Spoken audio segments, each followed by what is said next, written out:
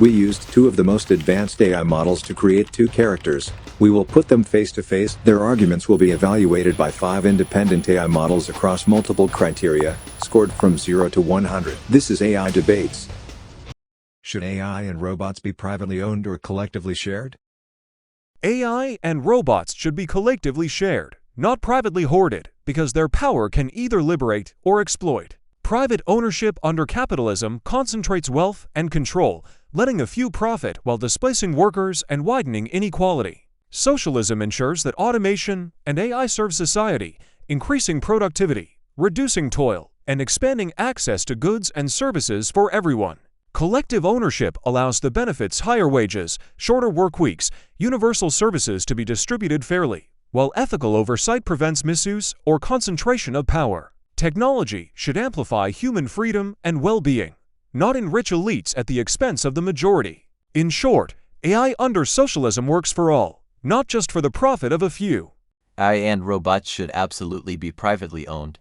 This ensures maximum innovation, efficiency, and beneficial development for society. Private ownership creates powerful incentives for AI advancement. Companies invest billions in R&D because they can profit from breakthroughs. Google, OpenAI, and Tesla push AI boundaries through competitive pressure and profit motivation. Government-owned AI development would move at bureaucratic speed. Competition between private AI companies benefits everyone through rapid improvement and cost reduction. Multiple firms racing to create better, cheaper AI drives faster progress than monopolistic government control ever could. Private ownership allows diverse approaches and experimentation. Different companies pursue different AI strategies. Some focus on language models, others on robotics, computer vision, or specialized applications. This diversity increases chances of breakthrough discoveries. Market forces ensure AI serves human needs. Companies must create AI that customers actually want and find useful, or they fail. Government-controlled AI serves bureaucratic priorities, not consumer preferences. Private property rights also enable proper accountability. When AI causes problems, private owners face lawsuits, losses, and liability. Government entities escape consequences through sovereign immunity.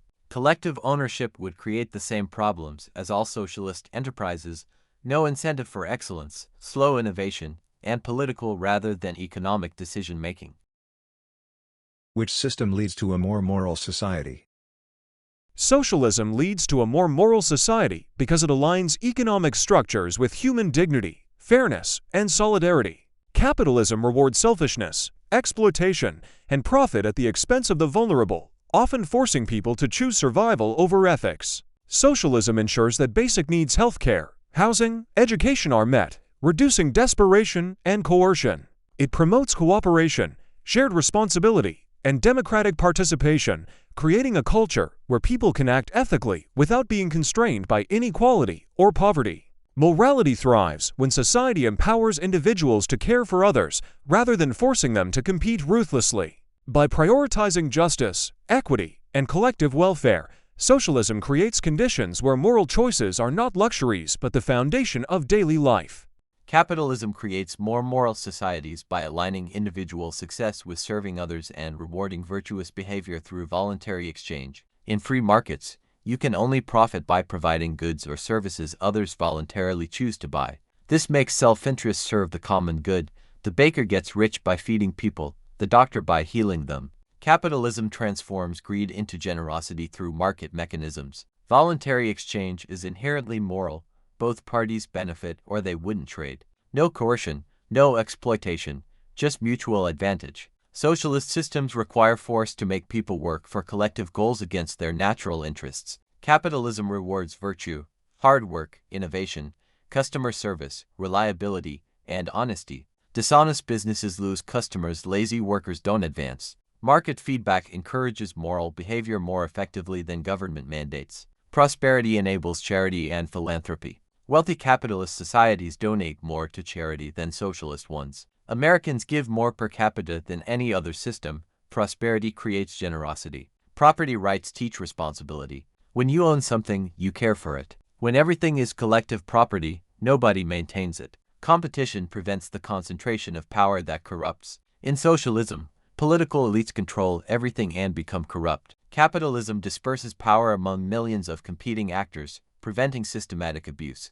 Free markets create moral incentives. Socialism requires moral people but provides immoral incentives. Which offers the better vision of human freedom? Socialism offers a better vision of human freedom because it frees people from the constraints of poverty, debt, and exploitation. True freedom is not just the ability to buy or sell, it's the ability to live securely, pursue education, express creativity, and participate in decisions that shape your life. Capitalism often equates freedom with wealth, leaving the majority dependent, overworked, or excluded. Socialism guarantees basic rights: healthcare, housing, education, fair wages so everyone can make meaningful choices without being trapped by survival struggles. By combining security with democratic control over resources and workplaces, socialism transforms freedom from a privilege of the wealthy into a reality for all, empowering people to thrive, contribute, and shape their societies. Capitalism offers the ultimate vision of human freedom, the liberty to choose your own path, pursue your own dreams, and keep the fruits of your labor. True freedom means making your own decisions about work, consumption, investment, and lifestyle without government interference. Capitalism maximizes choice: which job to take, what to buy, where to live, how to spend your time and money. Every decision remains yours. Economic freedom enables all other freedoms. When government controls the economy, it controls your life. You can't speak freely against those who control your job, housing, and food. Economic dependence creates political servitude. Capitalism's freedom is positive: the freedom to act, create, innovate, and improve your condition through effort and merit. Socialist freedom is often negative: freedom from responsibility, competition, and consequences, which isn't freedom at all. Market societies protect minority rights through competition. If one employer discriminates, others compete for that talent.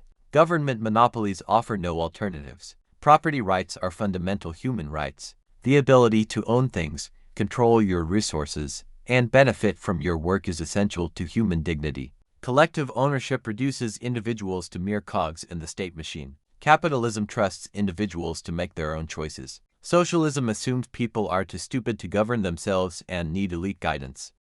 In 100 years, which system is more likely to dominate the world?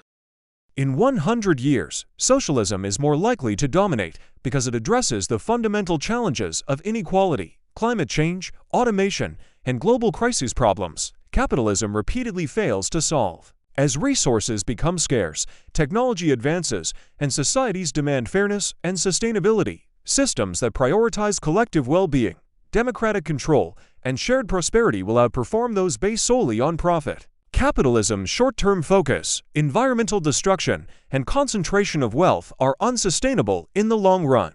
Socialism offers a model that adapts to new technologies, protects human rights, and balances freedom with responsibility, making it the system most capable of ensuring long-term stability, justice, and flourishing for the majority of humanity.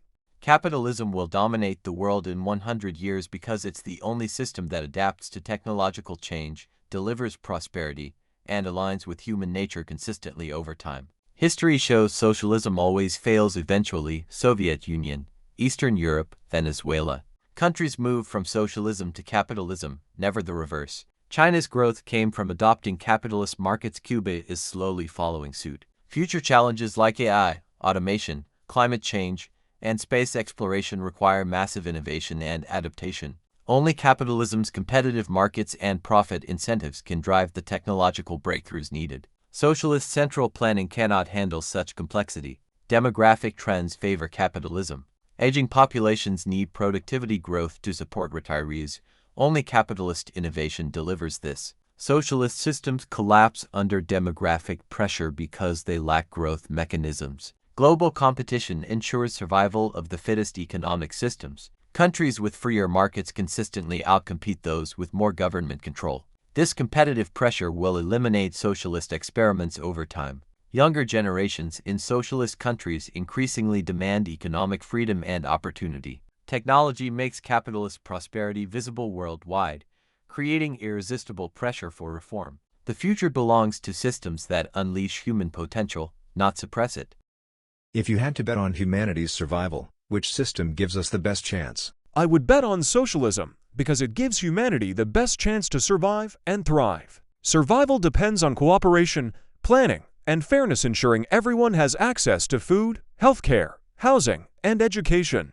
Capitalism, by prioritizing profit over people and the planet, accelerates inequality, environmental destruction, and social instability, leaving humanity vulnerable to crises. Socialism channels resources and technology collectively, addresses climate change, manages pandemics, adapts to automation, and reduces conflict. By aligning human progress with ethical responsibility and collective well-being, socialism maximizes resilience, safeguards the vulnerable, and creates a society capable of surviving and flourishing long-term.